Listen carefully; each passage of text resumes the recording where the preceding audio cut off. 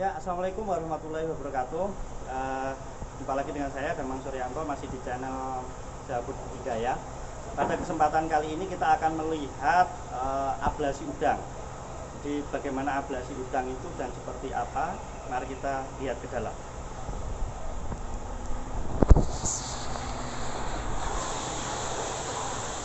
Jadi ini adalah induk-induk udang indicus. Ini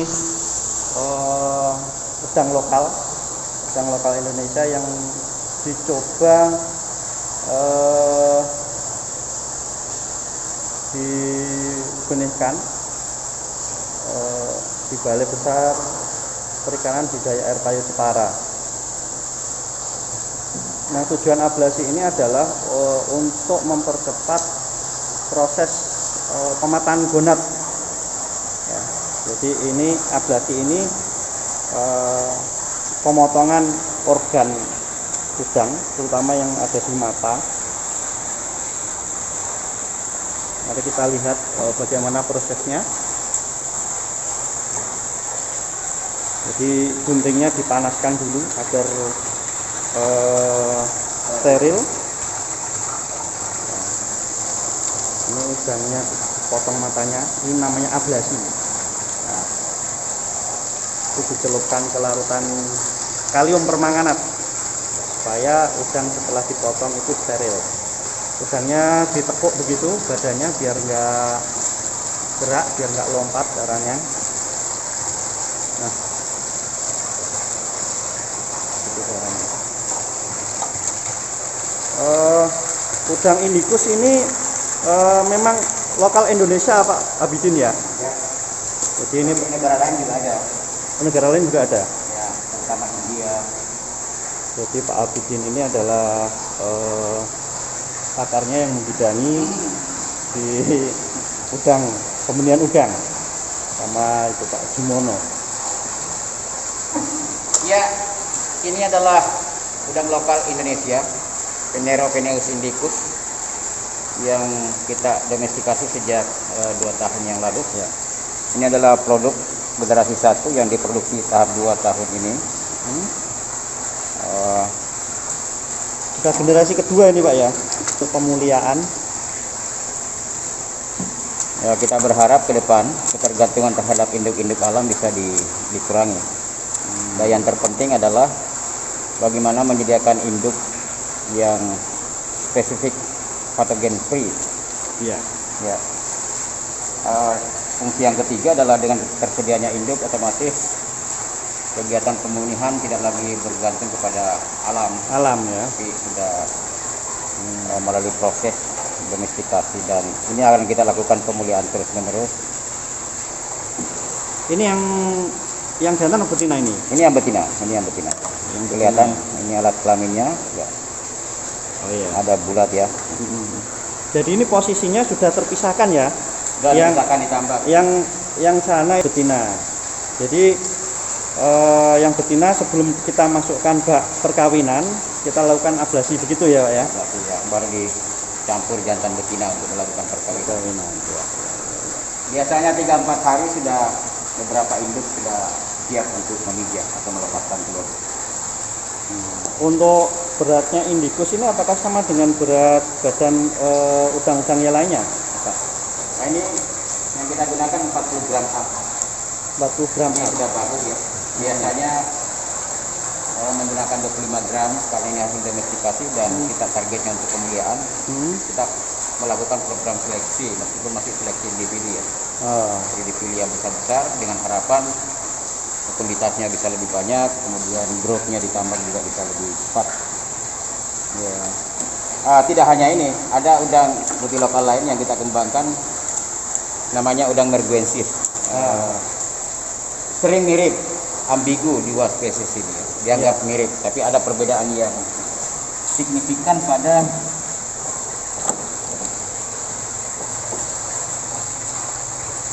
Oh ya, kemarin sempat juga direview sama Mas Amri juga. Secara visual yang paling mudah untuk kita bedakan adalah bentuk rostrum. Rostrumnya. Kalau di Merguensis ini lebih runcing, lebih tinggi gitu ya. Kayak topi begitu ya kemarin ya. Lebih tinggi. Kemudian ada lagi penciri lainnya.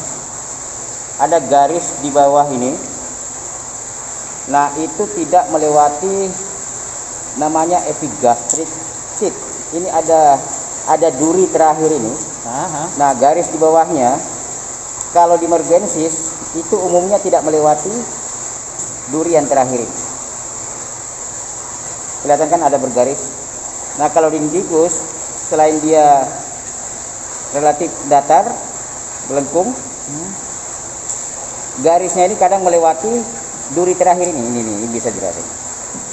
Nah, itu. Kalau di Merguensis umumnya tidak melewati duri yang terakhir ini atau epigastric sheath. Garis yang mana tuh, Pak? Ini ada garis nih. Ini ada kelihatan garis ini. Oh iya. Iya kan? Nah, itu. Jadi ini ciri morfologi yang mudah untuk kita bedah. Sama-sama udang lokalnya kita, Pak ya. Udang lokal. Makanya dalam perdagangan internasional kedua spesies ini, baik itu Merguensis maupun Indicus, sebutannya satu, banana shrimp. Banana shrimp hanya satu. Hanya satu, tapi sebenarnya ada dua spesies. Ada dua spesies. Terutama di Indonesia ya. Kalau di Thailand dia identifikasi ada 3 yang kurang lebih mirip-mirip. Ya. Jadi sekarang ini kita memang sedang proses pengembangan, Pak Abidin ya kita. Ya. Jadi pertimbangannya adalah udang itu sudah menjadi target untuk kita pacu produksinya. Di Indonesia mayoritas yang perlu dibangun itu adalah petambak-petambak tradisional yang mayoritas mendominasi aktivitas pertambakan di Indonesia. Dengan kehadiran udang lokal ini diharapkan dia lebih adaptif. Makanya dilakukanlah domestikasi dan pemuliaan dengan harapan kita ingin mendapatkan pertumbuhan yang lebih besar dari sebelumnya. Ya perlu waktu ya. Dan khususnya di Indicus ini progresnya luar biasa. Dari 2 generasi mungkin sudah disampaikan dari teman-teman di tambak ya, melakukan pekerjaan tambak. Kemarin kita kan di konten sebelumnya kita kan juga sudah melihat yang dilakukan Mas Amri, Pak ya. Untuk induk dari laporan beberapa negara itu sudah bagus. 40 gram up itu sudah bagus. India, untuk induk ya. India paling 25 gram, Fiji, negara-negara lain paling Malaysia, Vietnam di bawah 30 gram. Nah, Indonesia alhamdulillah ini sudah bisa dapat 40 gram up. Mudah-mudahan batch ini maksudnya bisa meningkat. Iya. Nanti kita bisa mengetahui dia sudah melakukan perkawinan gitu 3-4 hari itu tadi, Pak ya? Ya, dengan mudah bisa dibedakan dari punggungnya. Dia itu nanti sistem ininya tertutup, Pak ya? Apa tadi, Pak?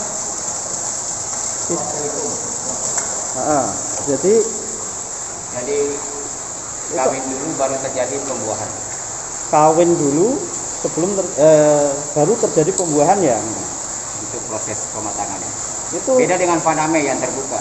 Dia bertelur dulu baru kawin. Oh begitu. Makanya dia dilihat udangnya, dia sudah bertelur, diambil jantannya yang punya sperma untuk dikawinkan.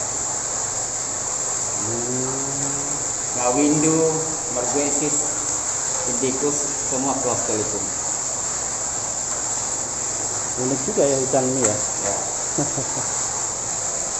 Jadi itu tadi sahabat budidaya tentang sekelumit cerita bagaimana udang Indicus dan ini bagaimana cara melakukan ablasinya. Dimasukkan ke larutan kalium permanganat dan guntingnya ini selalu steril, disterilkan dengan cara pemanasan pada kompor sehingga dimungkinkan alat ini menjadi steril.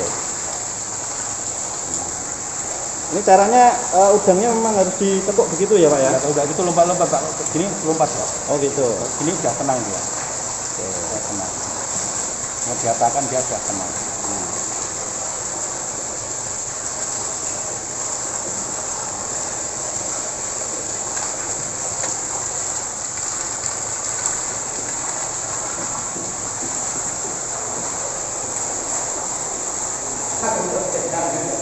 Ya.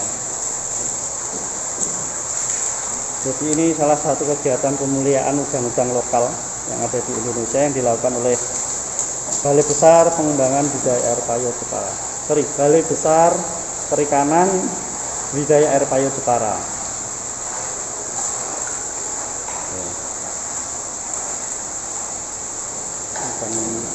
Ini udang betina semua. Ntar Pak, saya mau lihat udang betina seperti apa Pak.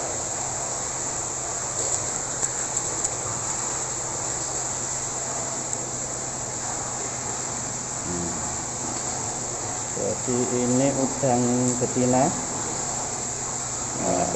Ada telikumnya, bulat itu Pak ya? Bulat.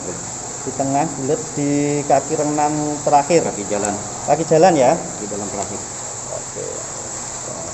Jadi biar teman-teman pada tahu nih yang belum tahu. Nah, di kaki jalan kelima.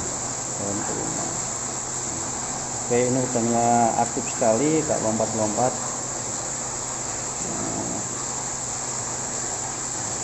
Oke, yang agak kuning itu Pak ya? Di ujung kukunya yang bulat ya? Itu ya? Ini bulat ini. Oh, ada garis tengah. Oke. Jadi itu tadi tandanya kalau betina.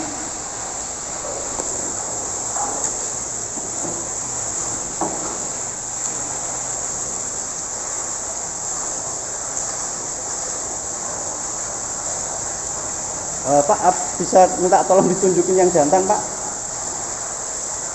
Jadi biar tahu sekalian bedanya yang jantan sama yang betina.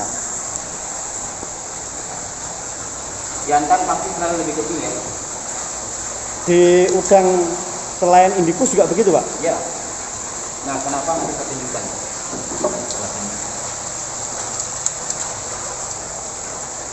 Ya, informasinya sampai.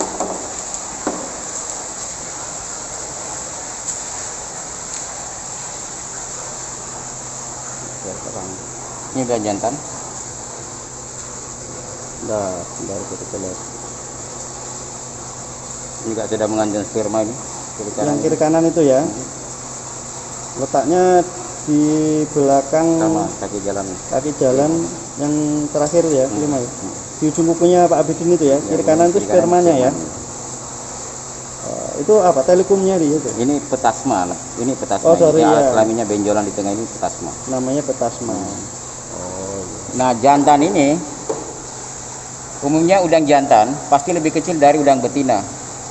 Ini secara sunatullah, sebab kalau dia kawin dia melakukan proses seperti ini. Jadi pada saat kopulasi ini udang betina, jantan harus nekuk untuk memasukkan sperma ke dalam telikum. Oh, yang jarinya Pak Abidin anggaplah itu jari ini betina ya. Yang jantan ini biar bisa nekuk otomatis dia harus lebih kecil. Oh, iya. Nah, itulah sunatullahnya begitu. Jadi Tuhan sudah membuat dia lebih kecil supaya dia mudah nekuk untuk memasukkan sperma ke dalam telikum betina. Oke. Jadi ini informasi yang sangat bermanfaat sekali untuk teman-teman pembudidaya. Ternyata bukan hanya informasi mengenai bagaimana ablasi itu, tapi bagaimana ciri-ciri udang betina, ciri-ciri udang jantan juga dibahas. Ya, demikian tadi